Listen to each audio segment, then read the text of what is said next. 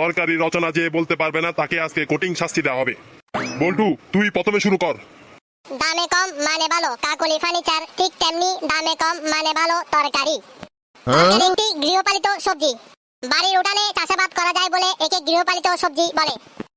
সাধারণত তরকারিতে বিভিন্ন ভিটামিন থাকলেও বাঙালি শরীরে কাজ করে না। তরকারির মধ্যে সবথেকে বাজে তরকারি হলো তিতা করলা। টাকা দিয়ে যেহেতু কিনে খাবো ভালো জিনিস খাই, টাকা দিয়ে তিতা খাওয়ার দরকার কি আমি বুঝি না। তিতা করলাকে রান্না করে মজা করে খাওয়ার দরকার কি আমার মাথায় আসে না। স্যার, কুদ্দুস আমার পায়ের নিচে ঘুমাচ্ছে, ওকে লাথি মেরে তুলে দেব। তোল বেটারে তোল। স্যার, লাথি মারা আগে উঠে গেছে। তুই থামলি কেন? তুই বলতে থাক। তরকারির মধ্যে আরেকটি বাজে তরকারি হলো মূলা। মূলা খেলে পেটে গ্যাস হয়, গ্যাস থেকে পরিবেশ দূষিত হয়, কিন্তু সেই গ্যাস দিয়ে আবার আগুন জ্বালানো যায় না। মূলা খেয়ে ঠুসঠাস পাতাবাদি। মফিজ, তুই সামনে আয়, অনেকক্ষণ ধরে দেখছি দুষ্টামি করছিস। তুই তরকারির উপকারিতা ও অপকারিতা বল। তরকারির উপকারিতা, দামে কম হওয়ার কারণে তরকারি খুবই উপকারী। তরকারিকে বিভিন্ন ভাবে রান্না করা যায়।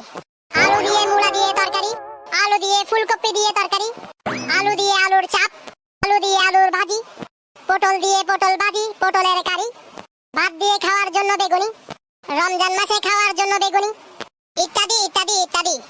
আচ্ছা, বুঝলাম। তরকারির অপকারিতা কি বল। তরকারির অপকারিতা, তরকারি সবসময় এক দাম থাকে না। শীতকালে তরকারির দাম কম থাকলেও সারা বছর তরকারির দাম বেশি থাকে।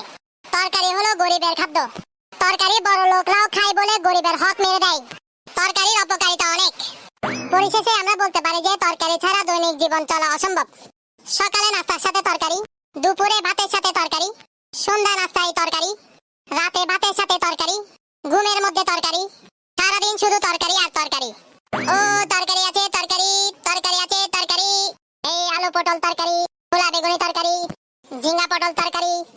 স্যার, আমি আগে অনেক তরকারি বিক্রি করতাম। ভবিষ্যতে আমি বড় হয়ে অনেক বড় তরকারি ব্যবসায়ী হব। শালা, তোরা পারবি তরকারি ব্যবসা করতে?